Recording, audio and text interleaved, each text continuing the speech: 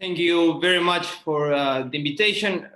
First, I would like to do a brief introduction of what Nuevos Dirigentes or New Leaders is, which is a youth leader program from the church in Argentina, which was funded by Jorge Bergoglio back when he was in Argentina, with the purpose to bring together both religious and non-religious young people involved in politics, the workers' unions, and even business chambers to discuss diverse political approaches to the same issue in light of the social doctrine. But most important, we offer young leaders political formation cycles around Pope Francis today. Most recently, according to the Vatican newspaper, we've held the first ever Fratelli Tutti online course for young leaders, which will be a part of what we'll release next year, which is a school of new leaders. So to start, we embrace Mission 4.7, which promotes in young leaders 3 global citizenship values inspired by Fratelli Tutti. The first is to practice dialogue and social friendship. The second is to spread hope. And the third one is to feel political love. For the first one, dialogue and social friendship, as I said before, we try to gather the most diverse approaches to a single issue with the protagonists of that issue. And we pursue our work same as Pope Francis does, with the see, judge, and act methodology. In Fratelli Tutti, the Pope says that the best politics seeks fruitfulness over results. So therefore, we believe that by educating the young leaders in the constant practice of dialogue, it will give us a shortcut to achieving the SDGs, which brings us to the second value we promote, which is hope.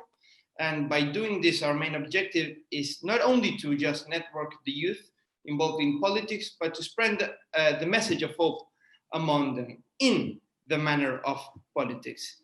And we believe in times of Manichaean and polarizing narratives, hope and dialogue are not only a moral obligation, but very necessary to restore the decency and dignity of public life. But how do we get it? Pope Francis says, by feeling political love. What I just mentioned is nothing without the fire of political love in the youth, that it only persists through effective love, through actions, that if they're not inspired by solid values, they fade away. And this is what exactly we're called upon to do in points 180 through 186 of Fratelli Tutti. And because of our Christian background, we believe in the gospel of Jesus, which is the good news itself. We see Christ as an archetype of hope, who, as I said before, who was effective love himself. And he calls us to build the kingdom of God here on earth for all. Thus, we believe our faith and way of life can and must be shown with examples of political love. Because whatever is not solved by politics, as you know, it is sooner or later solved by violence or political hate, which always benefits the rich. So to sum up, we do encourage the youth to get involved by providing the space for dialogue and friendship, a space for generational hope beyond partisan politics, and a space for education in the social, moral values promoted by Pope Francis. But just so you know, it's not always kumbaya here. We are no strangers to the polarized world, and when we discuss certain policies, we always tend to crash into the same wall, which is who finances it? Who puts the money for the SDGs? As in developing countries, the first and happy option is always international funds, but they are not always there, not always enough, which then opens the internal political economy discussion.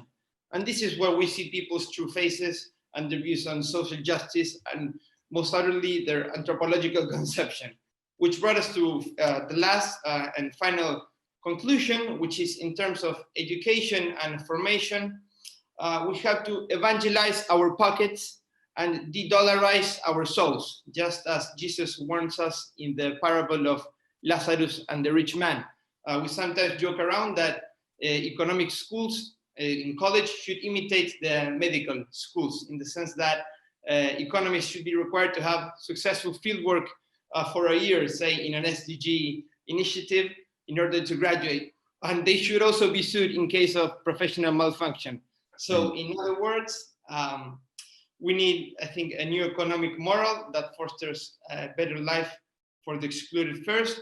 And only through that, we will achieve the SDGs. Thank you very much, Felipe. I really appreciate it.